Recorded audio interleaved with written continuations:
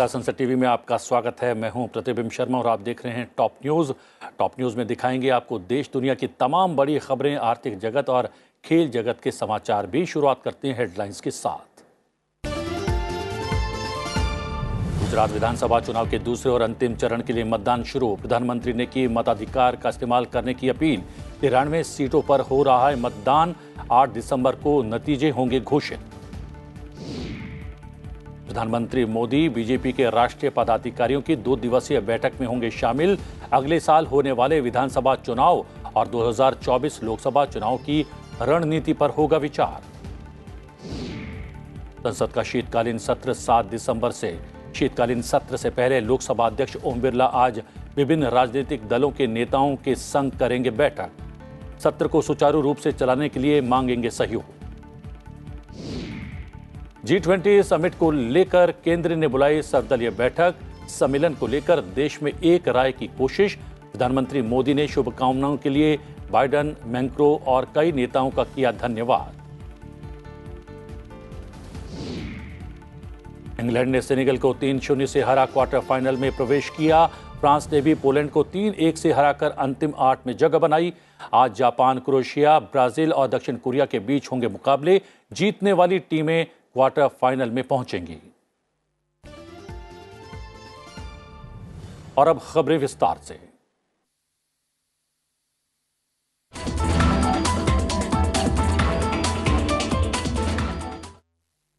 उदयपुर में G20 शेरपा बैठक हो रही है। राजस्थान के उदयपुर जिले में रविवार से G20 समिट शेरपा बैठक शुरू हो गई है। प्रधानमंत्री नरेंद्र मोदी ने भारत द्वारा G20 समूह की अध्यक्षता संभालने पर मिली शुभकामनाओं के लिए अमेरिका के राष्ट्रपति जो बाइडेन और फ्रांस के राष्ट्रपति इमैनुएल मैक्रों समेत विश्व के कई नेताओं को धन्यवाद कहा और वैश्विक स्तर पर साथ मिलकर काम करने का आह्वान भी किया।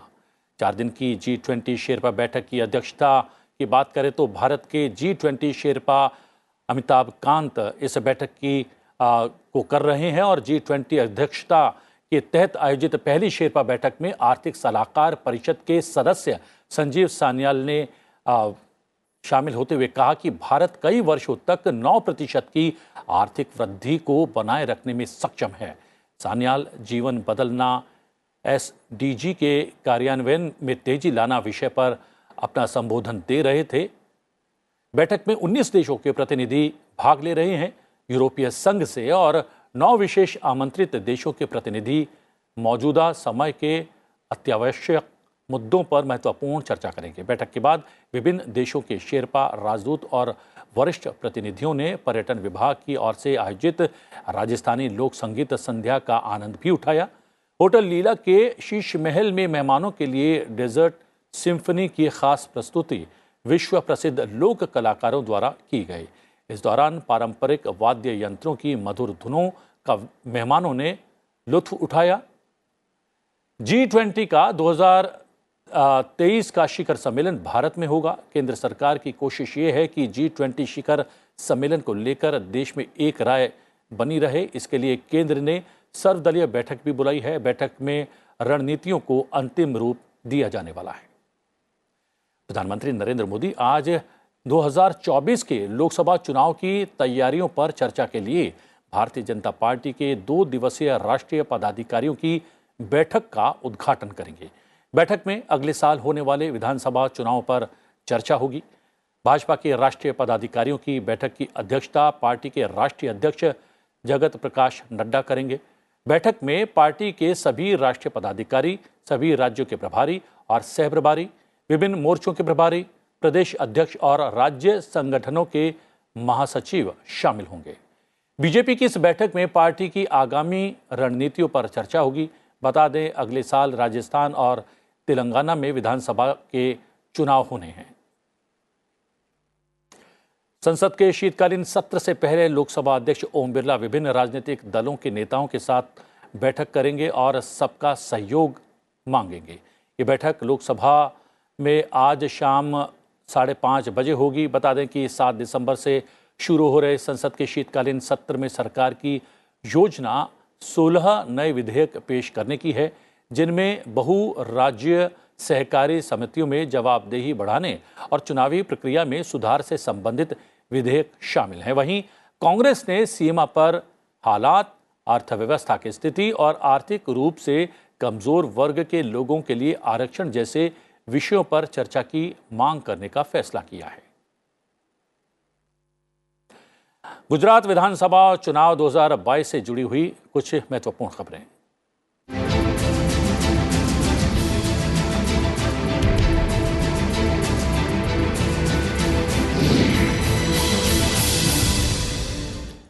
गुजरात विधानसभा चुनाव 2022 के दूसरे चरण के लिए आज मतदान शुरू हो चुका है। मतदान सुबह 8 बजे से शुरू होकर 5 बजे तक चलने वाला है। प्रधानमंत्री नरेंद्र मोदी ने लोगों से मताधिकार का इस्तेमाल करने की अपील की है। आज हो रहे दूसरे चरण के मतदान में गुजरात के 14 जिलों की 93 विधानसभाओं पर वोट डाले जा रहे हैं। गुजरात विधानसभा को लेकर पहले चरण की वोटिंग 1 दिसंबर को हो चुकी है, जिसमें 19 जिलों की 89 सीटों पर मतदान हुआ था। 182 सदस्यों वाली गुजरात विधानसभा में सरकार बनाने के लिए 92 सीटों की आवश्यकता होती है। पिछले चुनाव में बीजेपी को 99 सीटें आई थी, जबकि कांग्रेस को 77 सीटें हासिल हुई थी। गुजरात के नतीजे 8 दिसंबर को हिमाचल प्रदेश चुनाव के नतीजों के साथ घोषित किए जाएंगे। गुजरात में कांग्रेस ने डोर टू डोर कैंपेन के जरिए सीधे मतदाताओं तक अपनी पहुंच बनाने की कोशिश की है, जबकि आम आदमी पार्टी के गुजरात में चुनाव लड़ने से मुकाबला त्रिकोणीय हो गया है। गुजरात विधानसभा से जुड़े हुए अपडेट के लिए सीधा रुख करते हैं अपने सहयोगी अखिलेश सुमन का। अखिलेश, 1 घंटे से ज़्यादा का समय बीत चुका है। किस तरीके का परिदृश्य है, किस तरीके की तस्वीरें सामने आ रही हैं मतदान के इस दूसरे चरण को लेकर?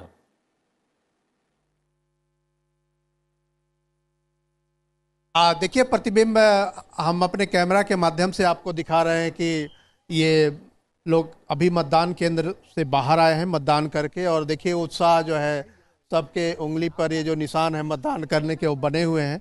और जो मुझे जानकारी मिली है ये एलिस ब्रिज का इलाका है अहमदाबाद का, और यहाँ 5% के करीब मतदान हो चुका है। और मैंने चुनाव अधिकारियों से बात की तो उन्होंने कहा कि यह जो मतदान प्रतिशत है काफ़ी अच्छा है। 1 घंटे के अंदर 5% मतदान हमने जो देखा, कहीं कोई ग्लिच नहीं, कहीं कोई समस्या नहीं। लोग बहुत ही शांतिपूर्ण ढंग से आ रहे हैं, चुनाव में मतदान कर रहे हैं और मतदान करने के बाद बाहर निकल रहे हैं। जो एक खास जो कर्मचारियों का सहयोग मैं भी देख रहा हूं, चाहे वो पुलिस के लोग हों या जो अन्य प्रशासनिक पदाधिकारी हों, सबका बहुत ही सहयोग मिल रहा है। और कोई ऐसी नहीं अनावश्यक किसी के साथ कोई कह सकते हैं कि पचड़ा नहीं है। लोग बहुत ही शांतिपूर्ण तरीके से आ रहे हैं। और देखिए सुबह सुबह जैसे बोलते हैं कि पहले मतदान फिर जलपान, अब पता नहीं जलपान इन्होंने किया कि नहीं किया, लेकिन काफ़ी उत्साह लोग हैं। और मैं इनसे पूछता हूँ एक सवाल छोटा छोटा प्रतिबिंब में पूछूंगा ताकि भी आपको भी एक फ्लेवर मिले। आप बताइए, आपने जलपान किया कि पहले मतदान किया? पहले मतदान करेंगे। पहले मतदान कर दिया? हाँ जी। अच्छा जी। अच्छा, आप बताइए सर। हम चाय पी के आए हैं, जलपान में खाली चाय पिया है, जाने के बाद नाश्ता करेंगे, लेकिन मतदान करना बहुत जरूरी है। इतना उत्साह क्यों है आप? दूसरा एक बात, क्योंकि इलेक्शन 5 साल में एक बार आता है, और हमारा जो कुछ प्रॉब्लम है या प्रॉब्लम नहीं है, लेकिन जो गवर्नमेंट काम कर रही है वो हमारे लिए कर रही है। इसीलिए हमको, मैं कनाडा से आया हूँ, अभी 2 तारीख को मैं आया इधर। स्पेसिफिकली मुझे काम था जनवरी में, लेकिन वोट देने के लिए मैं जल्दी आया और टिकट करवा के आया हूँ। मैं, हम दोनों कनाडा से आए हैं। हाँ जी, हाँ जी, हाँ। मेरा भारत महान है, महान महान। ओके, तो देखिए प्रतिबिंब हमारे साथ 2 आदमी और हैं। आप बताइए, आप पहले मतदान करने सुबह सुबह आ गए? बिल्कुल सही पकड़े हैं। पहले स्नान किया, फिर जैसे पूजा पाठ होती है, ये मतदान भी एक पूजा ही है। वोट देना जरूरी है। मैं सबको गुजारिश करूंगा सब वोट दे। अच्छा, क्या मन में बात क्या थी वोट देने के पहले? भारत का रहवासी हूँ, भारत के लिए जिंदा हूँ और भारत के लिए ही वोट दिया है। बहुत अच्छी बात। आप मैडम बताइए। हाँ जी, योगा गई सुबह सुबह, पर यही एक्साइटमेंट था कि पहले वोट दे दें, उसके बाद जो भी हो वो सब कामकाज करेंगे। मेरे को ये एक हो रहा है कि मेरी बेटी लंदन में है, तो एक वोट उसका ऐसे ही जा रहा है, पर उसको मुझे दिलवाना है। तो आप कैसे करेंगी, कैसे सोचा आपने? सोचा कि इधर पूछ लेते हैं कि कैसे क्या प्रोसीजर हो सकता है कि वो उसका वोट भी हम यहाँ। अखिलेश, ये बात जब हम विशेष कर रहे थे कुछ देर पहले चुनाव को लेकर, तब भी बात सामने आई थी कि एनआरआईज में भी उत्साह है और कुछ लोग विशेष रूप से विदेशों से आए हैं मतदान का अधिकार का इस्तेमाल करने के लिए। और ये यहाँ पर साफ तौर पर आपने जिन मतदाताओं से बातचीत की है उसमें भी बात सामने आई है। आप वहां पर मौजूद रहें, अपडेट के लिए बीच बीच में आपके साथ आते रहेंगे, आपके पास आते रहेंगे। फिलहाल अभी तक के अपडेट के लिए बहुत बहुत धन्यवाद। जी हां, ये देख सकते हैं आप सीधी तस्वीरें उस मतदान केंद्र की जहां पर प्रधानमंत्री नरेंद्र मोदी अहमदाबाद के इस मतदान केंद्र में पहुंचने वाले हैं और वहां पर भीड़ लगी हुई है ये देखने के लिए कि मतदान केंद्र पर पहुंचते हैं प्रधानमंत्री। और जैसा कि हम लगातार आपको पहले बता भी चुके हैं, प्रधानमंत्री लगातार जो है अपील करते रहे हैं ज़्यादा से ज़्यादा घरों से निकलकर मतदान के अधिकार के प्रयोग को लेकर। अखिलेश, प्रधानमंत्री भी पहुंचने वाले हैं और जहां वहां पर भारी भीड़ लगी है उस मतदान केंद्र पर जहां पर प्रधानमंत्री मत के अधिकार का प्रयोग करने वाले हैं।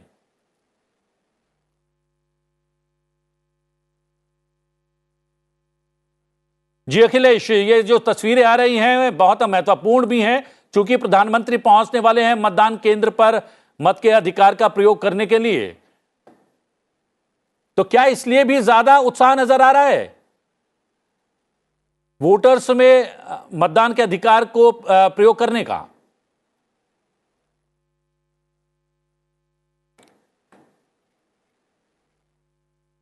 जी हां, लगातार हम लोग नजर बनाए रखेंगे गुजरात विधानसभा के दूसरे चरण के मतदान पर।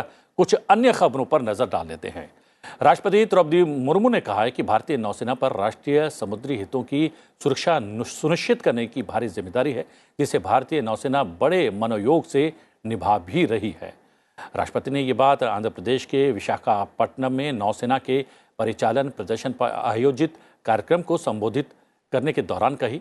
इससे पहले राष्ट्रपति ने रक्षा, सड़क परिवहन और राजमार्ग तथा जनजातीय मंत्रालय की विभिन्न विकास परियोजनाओं का उद्घाटन किया और कई की आधारशिला भी रखी। आंध्र प्रदेश की 2 दिवसीय यात्रा के दौरान राष्ट्रपति ने कई अन्य कार्यक्रमों में भी हिस्सा लिया। राष्ट्रपति आज तिरुपति में श्री पद्मावती महिला विश्वविद्यालय में विद्यार्थियों, अध्यापकों और विशिष्ट उपलब्धि प्राप्त करने वाली महिलाओं के साथ संवाद भी करने वाली हैं। उपराष्ट्रपति जगदीप धनखड़ ने रविवार को सुप्रीम कोर्ट बार एसोसिएशन के अध्यक्ष और कार्यकारी सदस्यों से मुलाकात की। ये मुलाकात उपराष्ट्रपति भवन में हुई। उपराष्ट्रपति ने बातचीत की झलकियां सोशल मीडिया पर साझा भी की। लोकसभा अध्यक्ष ओम बिरला ने रविवार को association of radiation oncologist of India के राष्ट्रीय सम्मेलन में कैंसर रोग विशेषज्ञों से खास संवाद किया। लोकसभा अध्यक्ष ने कहा कि ईश्वर के बाद अगर किसी व्यक्ति को कोई जीवन दे सकता है तो वो डॉक्टर्स ही हैं। इसी कारण भारत में डॉक्टर्स को बहुत सम्मान दिया जाता है। उन्होंने चिकित्सकों को रोगियों में कैंसर से डरने, निराश होने की जगह इससे लड़ने और जीतने की उम्मीद जगाने का सुझाव दिया और कहा कि वो आमजन को भी बेहतर जीवन शैली अपनाने और कैंसर कारक उत्पादों का उपयोग नहीं करने के लिए जागरूक करें। लोकसभा अध्यक्ष ने चिकित्सकों को उनके सुझाव सरकार तक पहुंचाने के लिए आश्वस्त भी किया। एक ही पेशा ऐसा है जहां पर मरीज की चिंता करना और जितनी भी अपनी शिक्षा, शोध, रिसर्च है उसका उपयोग करते हुए मरीज को स्वस्थ करने के लिए भरपूर प्रयास करना, ये एक हमारे हिंदुस्तान के डॉक्टरों की नैतिकता है और इसी नैतिकता के कारण उनका समाज में सम्मान भी है। चुनाव आयोग के साथ ही राजनीतिक दलों के तमाम प्रयासों के बावजूद दिल्ली नगर निगम चुनाव को लेकर मतदाताओं में न तो किसी तरह का उत्साह दिखाई दिया और न ही कोई लहर ही नजर आई। दिल्ली नगर निगम के चुनाव में रविवार को शाम 5:30 बजे तक करीब 50.47% मतदान दर्ज किया गया। मुख्य प्रतिद्वंदियों भाजपा और आम आदमी पार्टी दोनों ने अपनी अपनी जीत के दावे किए हैं। दिल्ली के उत्तर पश्चिम जिले के कटेवड़ा गांव के लोगों ने एमसीडी चुनाव का बहिष्कार भी किया। ग्रामीणों का कहना है कि गांव में सड़क, नालियां जैसी बुनियादी सुविधाओं की कमी के चलते बहिष्कार किया गया है। नतीजतन शाम 5:30 बजे तक सिर्फ 50% ही मतदान हो सका, जो 2012 और 2017 से भी कम रहा। मतदान संपन्न होने के साथ ही 709 महिलाओं समेत कुल 1349 उम्मीदवारों का भाग्य ईवीएम में बंद हो गया है। इनमें भारतीय जनता पार्टी और आम आदमी पार्टी के 250 और कांग्रेस के 247 उम्मीदवार शामिल हैं। मतदान के नतीजे बुधवार को घोषित किए जाएंगे। राष्ट्रीय राजधानी में प्रदूषण के गंभीर स्तर पर पहुंचने के बीच केंद्र के वायु गुणवत्ता आयोग ने दिल्ली एनसीआर में गैर जरूरी निर्माण कार्य पर रोक लगाने का निर्देश दिया है। GRAP के क्रियान्वयन के लिए रविवार को हुई एक बैठक में फैसला लिया गया। वायु गुणवत्ता के साथ साथ मौसम संबंधी स्थितियों और दिल्ली के AQI के पूर्वानुमान की समीक्षा के लिए ये बैठक की गई। दिल्ली का 24 घंटे का औसत वायु गुणवत्ता सूचकांक यानी AQI रविवार को शाम 4 बजे 407 रहा। दिल्ली में प्रदूषण का स्तर 4 नवंबर के बाद गंभीर श्रेणी में पहुंच गया है। AQI 447 दर्ज किया गया था। AQI को 201 और 300 के बीच खराब, 301 से 400 के बीच बेहद खराब और 401 से 500 के बीच गंभीर माना जाता है। फिलहाल रुक रहे हैं एक छोटे से ब्रेक के लिए। ब्रेक के बाद अंतर्राष्ट्रीय जगत की बड़ी खबरों के साथ साथ नजर डालेंगे व्यापार और खेल जगत के समाचारों पर। बने रहिए हमारे साथ।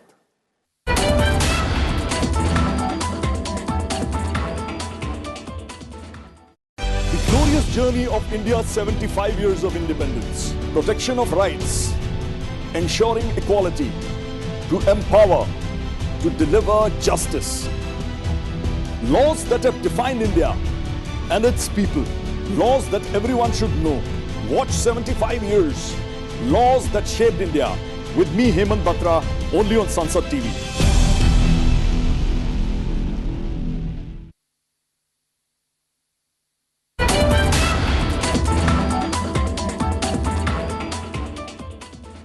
ब्रेक के बाद आपका स्वागत है। फटाफट नजर डाल लेते हैं 10 बड़ी खबरों पर।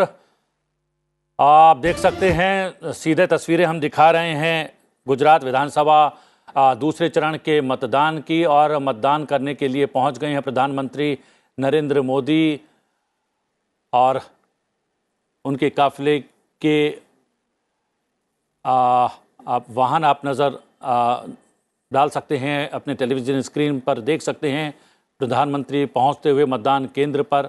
और जिस मतदान केंद्र पर पहुंच रहे हैं वहां पर बड़ी संख्या में लोग मौजूद हैं देखने के लिए कि प्रधानमंत्री आते हैं और मतदान के अधिकार का प्रयोग किस प्रकार करते हैं। और हम जैसा कि लगातार आपको बता भी रहे हैं, प्रधानमंत्री मतदान केंद्र पर पहुंचने की और ज़्यादा से ज़्यादा मतदान के अधिकार का प्रयोग करने की लगातार अपील अपनी जनसभाओं में, अपनी रैलियों में लगातार करते रहे हैं। और ख़ुद भी प्रधानमंत्री पहुंच गए हैं वोटिंग के लिए, यानी कि मतदान के अधिकार का प्रयोग करने के लिए। और प्रधानमंत्री के काफिले के वाहन पहुंचते हुए मतदान केंद्र, सीधी तस्वीरें अहमदाबाद के उस मतदान केंद्र से आपको दिखा रहे हैं जहां पर कुछ ही क्षण में प्रधानमंत्री पहुंचकर अपने मत के अधिकार का प्रयोग करने वाले हैं। सीधी तस्वीरें अहमदाबाद गुजरात से, जहां पर दूसरे चरण का मतदान हो रहा है। हम बता दें कि दूसरे चरण में 93 विधानसभा सीटों पर आज सुबह 8 बजे से वोट डाले जा रहे हैं। अखिलेश सुमन हमारे सहयोगी लगातार गुजरात में बने हुए हैं। उनसे जानकर ये हाथ हिलाते हुए, अभिवादन स्वीकार करते हुए प्रधानमंत्री मतदान केंद्र पहुंचने के समय। अखिलेश, हम जैसा कि सुबह से बातचीत कर रहे हैं कि प्रधानमंत्री की अपील और प्रधानमंत्री का खुद आज वोट देना भी कहीं ना कहीं उत्साह का संचार कर रहा है मतदाताओं में।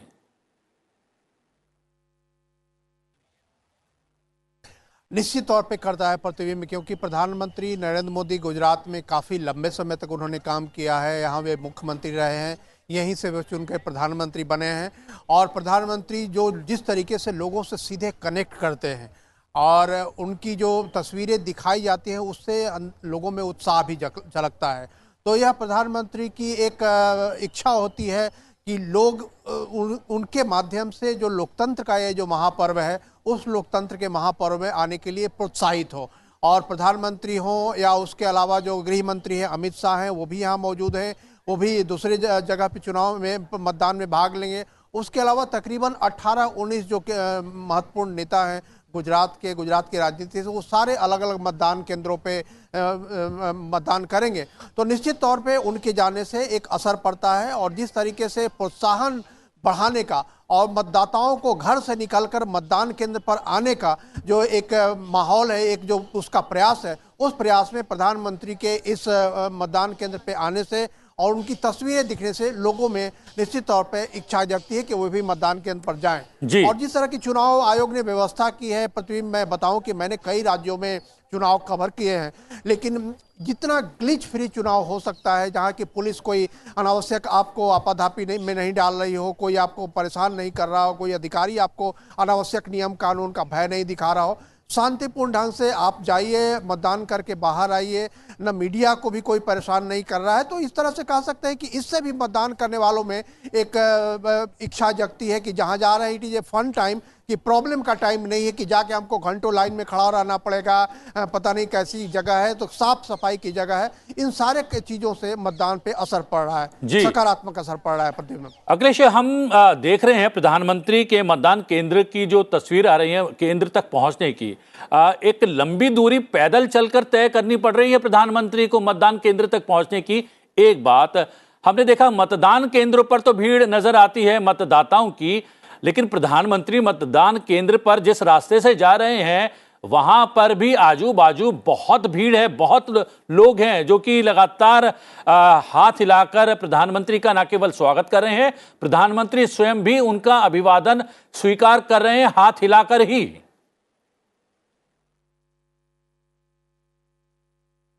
निश्चित तौर पे प्रतिबिंब देखिए, एक तो सुरक्षा का कारण होता है जिसके चलते प्रधानमंत्री को एक लंबी जो दूरी है वो अपनी गाड़ी से तय करनी होती है, लेकिन उसके अलावा फिर कुछ चुनाव का प्रोटोकॉल होता है और चुनाव के प्रोटोकॉल के चलते भी एक निश्चित सीमा के अंदर आप गाड़ी लेकर नहीं आ सकते। और उसके अलावा अगर आप थोड़ी दूर तक पैदल चलकर नहीं जाते हैं तो आप चुनाव केंद्र तक नहीं पहुंच पाएंगे, क्योंकि गाड़ी चुनाव मतदान केंद्र के अंदर नहीं जाती है। जो भी मतदाता है वो मतदान केंद्र के बाहर ही अपनी गाड़ी खड़ा करेगा, अपना मोबाइल बाहर रखेगा, सब कुछ बाहर रखना पड़ता है। तो इसी प्रोटोकॉल का पालन करते हुए प्रधानमंत्री नरेंद्र मोदी ने जो निश्चित सीमा है उससे भी थोड़ा सा आगे वो उतर गए और उससे भी आगे उतर के पैदल चल रहे हैं, ताकि वो जो तस्वीरें दिखती हैं तो जनता में अन्य जो बूथ के लोग हैं उनके अंदर भी एक उत्साह होता है। जो घरों में बैठे हुए लोग होते हैं या तो जलपान का इंतजार कर रहे होते हैं, वो भी निकलते हैं कि चलो प्रधानमंत्री ने भी अब मतदान कर दिया, प्रधानमंत्री मतदान करने के लिए जा रहे हैं, तो निश्चित तौर पर सभी लोगों को जाना होगा। तो एक संदेश होता है ये एक संदेश प्रधानमंत्री देते हैं जनता के बीच में जाकर, अभिवादन करके, अभिवादन स्वीकार करके, इन सारी चीज़ों से एक कनेक्ट बढ़ता है। और जो असली मामला है कि मतदान केंद्रों पर लाने के लिए लोगों को जितना ज़्यादा से ज़्यादा प्रोत्साहित किया जाए, और इसी रणनीति के तहत प्रधानमंत्री नरेंद्र मोदी यहाँ भी तो अपनी सीमा से भी थोड़ा सा पहले उतर गए हैं और वहाँ से पैदल चल के जा रहे हैं। और मतदान के समय जैसा कि आप जानते हैं प्रतिबिंब की मतदान के पोलिंग बूथ के अंदर सिर्फ एक ही आदमी जा सकता है और वहाँ पे सिर्फ प्रधानमंत्री ही जाकर मतदान कर सकते हैं। इसलिए भी होता है कि थोड़ा सा सावधानी बरतनी पड़ती है सुरक्षा कर्मियों को। जी, और अपने दर्शकों को हम बता दें कि लंबी दूरी पैदल तय करके प्रधानमंत्री आखिरकार उस मतदान केंद्र पर पहुंच गए हैं जहां पर वो वोट डालेंगे, अपने मतदान के अधिकार का प्रयोग करेंगे। उनके हाथ में वो स्लिप आ गई है जो मतदान केंद्र पर दिखानी पड़ती है, जो एक आम भारतीय के लिए या फिर आम नागरिक के लिए जो चुनाव में मतदान के अधिकार से पहले की जो औपचारिकताएं हैं, वो तमाम औपचारिकताएं प्रधानमंत्री नरेंद्र मोदी भी निभाते हुए और मतदान केंद्र पर एक आम भारतीय, एक आम नागरिक की भांति खड़े होते हुए पर्ची लेकर अंदर आए हैं। और उनको देखकर अभिवादन में सब लोग जो मतदान केंद्र पर हैं खड़े हो गए हैं, लेकिन प्रधानमंत्री ने उनसे बैठने के लिए कहा है और वो पंक्ति में खड़े होकर अपने मतदान के अधिकार का प्रयोग करने के लिए यहाँ पर मौजूद हैं। अपने टेलीविजन स्क्रीन पर आप फिलहाल देख रहे होंगे, ये सीधी तस्वीरें उस अहमदाबाद क्षेत्र के मतदान केंद्र की है जहां पर प्रधानमंत्री नरेंद्र मोदी मतदान के अधिकार के प्रयोग के लिए पहुंचे हैं। हाथ में वो पर्ची है जिसमें उनकी डिटेल है, उनका नाम, उम्र, पता है, जिसको देखकर मतदान केंद्र के अधिकारी अब उन्हें मतदान के अधिकार प्रयोग की अनुमति देंगे। देख सकते हैं वो स्लिप मैच करते हुए अपने कागज़ों से, जो सूची होती है मतदान केंद्र के अधिकारियों के पास, सूची में नाम मैच कर लिया है प्रधानमंत्री का। प्रधानमंत्री उस जगह पर जहां पर हर भारतीय मतदाता हस्ताक्षर करता है, प्रधानमंत्री ने भी उस पुस्तिका में हस्ताक्षर कर दिए हैं और उनके बाएं हाथ की उंगली पर वो निशान लगा दिया है जो मतदान करने वाले हर भारतीय की उंगली पर नीले रंग का निशान लगाया जाता है।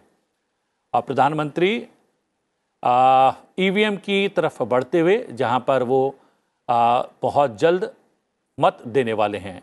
सीधी तस्वीरें अहमदाबाद के उस मतदान केंद्र की। वहां पर एक महिला जो है वोटर, वो मतदान के अधिकार का प्रयोग कर रही हैं। वो आग्रह कर रही थी कि प्रधानमंत्री आप वोट डाल लें, लेकिन उन्होंने कहा उस महिला से पहले आप अपने मतदान के अधिकार का प्रयोग कर लें और मैं अपनी बारी पर ही अपने मतदान के अधिकार का प्रयोग करूंगा, यानी कि वोट डालूंगा। और अब प्रधानमंत्री वोट डालते हुए ईवीएम का जो एक बॉक्स है, जो नज़र नहीं आता है, ईवीएम की मशीन अंदर घिरे रहती है जिस बॉक्स से, उसके अंदर पहुंचे और अपने मतदान के अधिकार का प्रयोग करने के बाद बाहर आकर अभिवादन स्वीकार करते हुए कमोबेश कुछ मतदान के लिए आए अन्य नागरिक भी हैं अहमदाबाद के और वहाँ के अधिकारी भी हैं।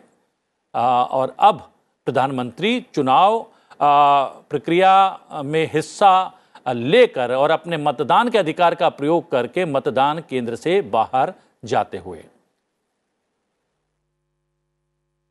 जैसा कि हम लगातार बता रहे हैं, गुजरात में विधानसभा चुनाव के दूसरे चरण के मतदान की प्रक्रिया चल रही है, जिसमें हिस्सा लिया प्रधानमंत्री ने।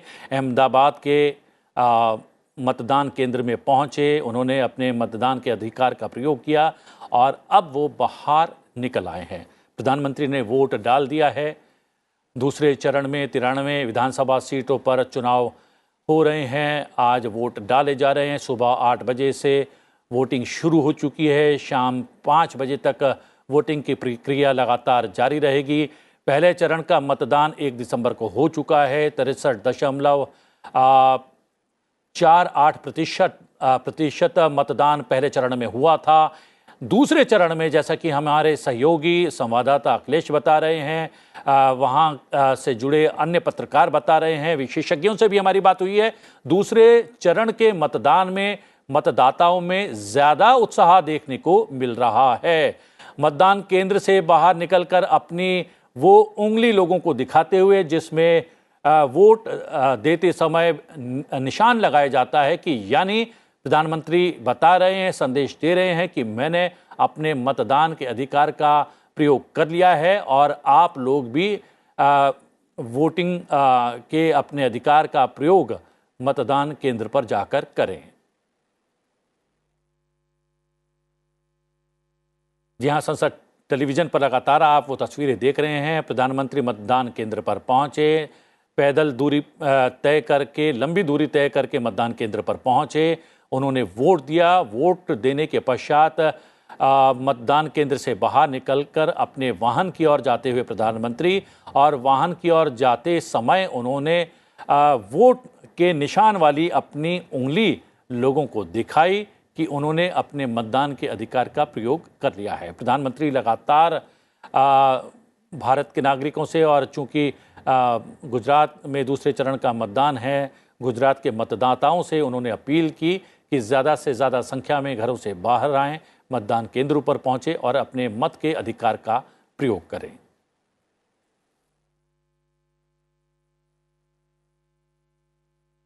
प्रधानमंत्री नरेंद्र मोदी मतदान के अधिकार का प्रयोग करने के पश्चात वापस अपने वाहनों की ओर लौटते हुए प्रधानमंत्री ने अब से कुछ ही क्षण पूर्व मतदान केंद्र पर पहुंचकर अपना वोट दिया। प्रधानमंत्री ने वोट देने के पश्चात लोगों को अपनी वोट देते समय जो नीले रंग का निशान लगाया जाता है स्याही के द्वारा, वो उंगली सब लोगों को दिखाई और वो एक प्रतीकात्मक एक दृश्य था कि मैंने मतदान कर लिया है और आप लोग भी मतदान से वंचित ना रहें, घरों से निकले और घरों से निकलकर मतदान केंद्रों पर पहुंचे और अपने मत के अधिकार का प्रयोग करें।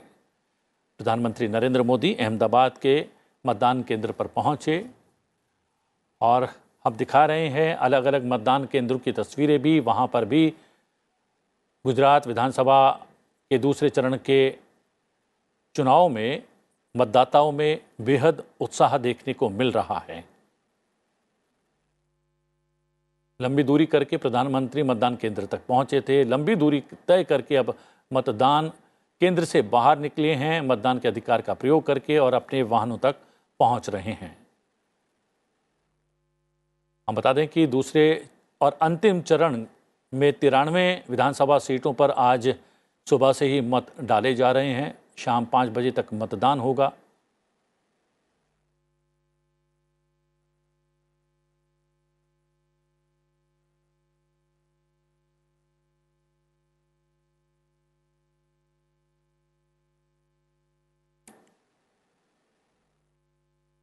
प्रधानमंत्री अपने मत के अधिकार का प्रयोग कर चुके हैं, वोट डाल चुके हैं। अहमदाबाद के मतदान केंद्र में लंबी दूरी तय करके मतदान केंद्र पर पहुंचे।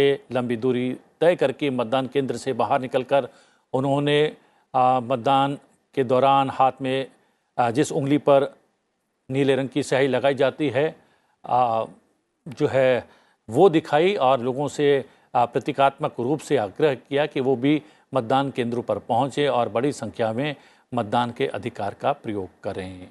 टॉप न्यूज़ में आज के लिए इतना ही। टॉप न्यूज़ में फ़िलहाल मुझे आज्ञा दीजिए, लेकिन जाते जाते छोड़े जाते हैं आज के दिन के इतिहास के साथ। मुझे दीजिए आज्ञा, लेकिन बने रहिए संसद टीवी के साथ। नमस्कार। 5 दिसंबर साल 1950 को अरबिंदो घोष का निधन हुआ। घोष भारत के महान क्रांतिकारी, कवि और योगी थे। अरबिंदो घोष ऐसे राष्ट्रवादी भारतीय थे जिन्होंने आध्यात्मिक विकास के माध्यम से सार्वभौमिक मोक्ष का दर्शन भारतीय समाज को दिया। अरबिंदो घोष ने संस्कृति, राष्ट्रवाद, राजनीति, समाजवाद, साहित्य, विशेषकर काव्य के क्षेत्र में अपना अतुलनीय योगदान दिया। उनकी मुख्य साहित्यिक कृतियों में एसेज ऑन गीता और द लाइफ डिवाइन प्रमुख हैं। 5 दिसंबर साल 2013 को नेल्सन मंडेला का निधन हुआ। मंडेला का नाम दुनिया के बेहतरीन राजनेताओं में शुमार है। मंडेला ने दक्षिण अफ्रीका में रंगभेदी सरकार की जगह एक लोकतांत्रिक बहुनस्ली सरकार के लिए लंबा संघर्ष किया था, जिसके लिए मंडेला को साल 1964 में राजद्रोह और साजिश के लिए उम्र कैद की सजा सुनाई गई। साल 1990 में नेल्सन मंडेला को 27 सालों की कैद के बाद रिहाई मिली। 1994 में नेल्सन मंडेला ने दक्षिण अफ्रीका के पहले अश्वेत राष्ट्रपति का पद संभाला। शांति में अतुलनीय योगदान के लिए साल 1990 में मंडेला को भारत सरकार ने भारत के सर्वोच्च नागरिक सम्मान भारत रत्न से नवाजा और वहीं 1993 में नेल्सन मंडेला को नोबेल के शांति पुरस्कार से भी सम्मानित किया गया। 5 दिसंबर साल 2014 से विश्व मृदा दिवस मनाने की शुरुआत हुई। इस दिन की घोषणा दिसंबर 2013 में संयुक्त राष्ट्र महासभा ने अपने 68वें अधिवेशन में की। इसका उद्देश्य स्वस्थ मिट्टी के महत्व पर ध्यान केंद्रित करना और साथ ही मिट्टी के संसाधनों के सतत प्रबंधन के लिए जागरूक करना है। यह दिन मानव कल्याण, खाद्य सुरक्षा और पारिस्थितिकी तंत्र के लिए महत्वपूर्ण मिट्टी की गुणवत्ता के महत्व को बताना है। खाद्य और कृषि संगठन FAO के अनुसार इस बार विश्व मृदा दिवस 2022 की थीम है मिट्टी, जहां भोजन शुरू होता है।